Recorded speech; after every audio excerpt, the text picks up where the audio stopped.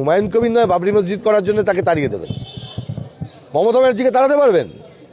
সরকারি টাকায় জগন্নাথ মন্দির বানিয়ে দিলেন। তৃণমূলকে তাড়াতে হলে তো মমতা ব্যানার্জি থেকে তাড়ানো শুরু করতে হবে, করতে দেওয়া হবে না, আটকাতে হবে ওগুলো।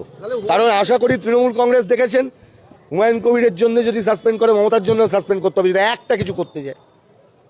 মমতা মন্দির বানাতে গেলেই তৃণমূল কংগ্রেস থেকে সাসপেন্ড ওকে করতে হবে। ববি হাকিমের ক্ষমতা থাকলে মমতাকে বোঝাক যে মমতা ওই সরকারের টাকা দিয়ে জগন্নাথ মন্দির বানাতে পারে না। বলতে পারবে ফিরহাদ হাকিম? বক্তব্য তো হুমায়ুন কবিরকে নিয়ে নয়, তার দলের নেত্রীকে নিয়ে। আজকে তাকে সাসপেন্ড করছে। আমি তো বলছি হুমায়ুন কবিরকে যদি সাসপেন্ড করেন ওই যুক্তিতে তৃণমূল কংগ্রেসের সুপ্রিমো মমতা ব্যানার্জিকে সাসপেন্ড। আমি একটা কথা বলি, হুমায়ুন কবিরকে তৃণমূল থেকে সাসপেন্ড করেছে। আচ্ছা, স্যান্ডোগেন্ডির বুক পকেট দেখেছেন?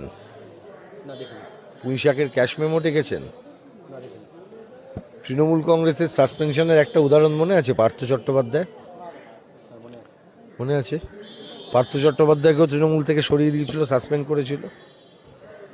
তৃণমূল কংগ্রেসের সাসপেনশন বোধহয় খেতে খেতে ওই মাঝখানে ওই যে নেতাগুলো যারা গেছিল বিজেপিতে 2021 সালের ভোটের আগে, হুমায়ুন তো তার আগে গিয়েছিলেন। 19 সালে আমি শুনেছিলাম উনি বিজেপির প্রার্থীও হয়েছিলেন, তারপর আবার 21 সালে তৃণমূলের প্রার্থী হয়েছিলেন।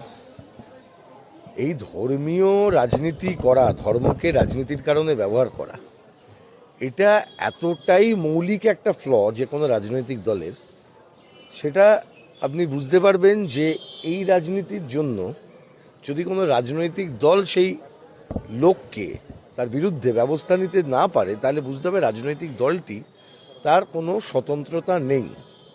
তৃণমূল কংগ্রেস দলের কোনোদিনই এই স্বতন্ত্রতা ছিল না। যখন এই দলটার জন্ম হয়েছিল নির্দিষ্ট পরিকল্পনা অনুসারে নাগপুর থেকে এই দলটি তৈরি করার পরিকল্পনা করা হয়েছিল। 1998 সালের ইতিহাস ঘাঁটলে আপনি এটা বুঝতে পারবেন যে একটি দল প্রথমে জন্মলগ্নেই তার প্রথম শরিক হয়েছিল ভারতীয় জনতা পার্টি।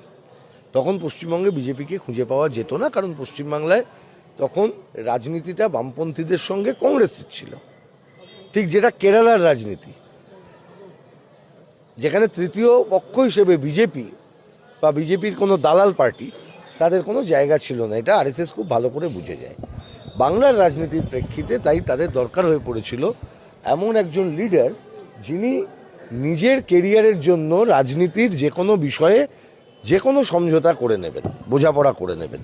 মমতা বন্দ্যোপাধ্যায় ওয়াজ এ কারেক্ট চয়েস। তাকে তৈরি করেছিলেন, তাকে ফান্ডিং করেছেন। আজকে তৃণমূল কংগ্রেস